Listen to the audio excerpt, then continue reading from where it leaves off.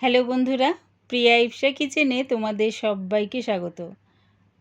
আজকে তোমাদের সাথে শেয়ার করলাম বাচ্চাদের টিফিনের জন্য পনির ফ্রাইড রাইসের রেসিপি।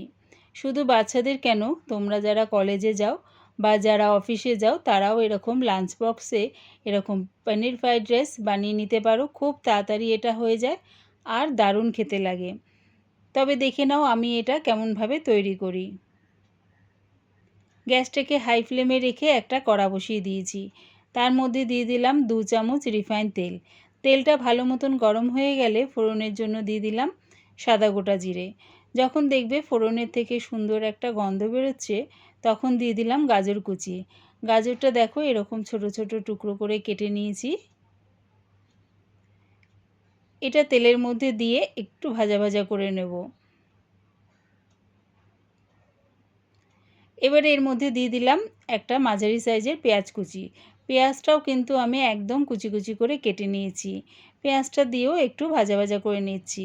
দিচ্ছি একটা টমেটো কুচি। টমেটোর কিন্তু আমি দানাটা ছাড়িয়ে নিয়েছি। দিলাম স্বাদ অনুযায়ী নুন। নুনটা এই সময় দিলে কি হবে, টমেটোটা খুব তাড়াতাড়ি নরম হয়ে যাবে। সব কিছু ভালো করে মিশিয়ে নিয়ে একটু ভাজা ভাজা করে নিলাম। দিচ্ছি ক্যাপসিকাম কুচি আর দিলাম হাফ চামচ গোলমরিচ গুঁড়ো। একদম ছোট বাচ্চারা যদি খেয়ে থাকে তাহলে তোমরা ঝালটা নাও দিতে পারো। গোলমরিচের বদলে এখানে কাঁচা লঙ্কাও ব্যবহার করতে পারো। এবারে দিয়ে দিলাম দেখো পনিরটাও আমি এরকম ছোট ছোট টুকরো করে কেটে নিয়েছি। পনিরটা দিয়ে আরও 2 মিনিটের মতন সব কিছুর সাথে মিশিয়ে একটু ভাজা ভাজা করে নিচ্ছি।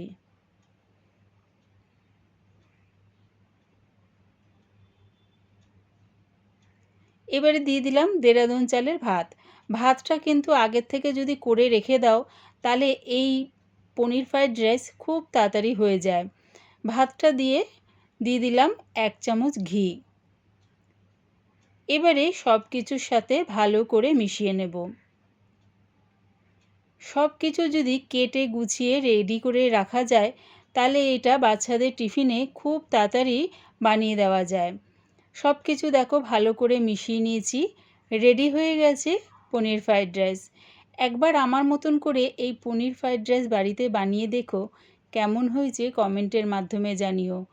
পুরো রেসিপিটা দেখার জন্য প্রিয়া ইপসা কিচেনের থেকে তোমাদের সবাইকে অনেক ভালোবাসা রইল। পনির ফ্রাইড রাইস রেসিপিটা ভালো লাগলে প্লিজ আমার চ্যানেলটিকে সাবস্ক্রাইব করে দিও।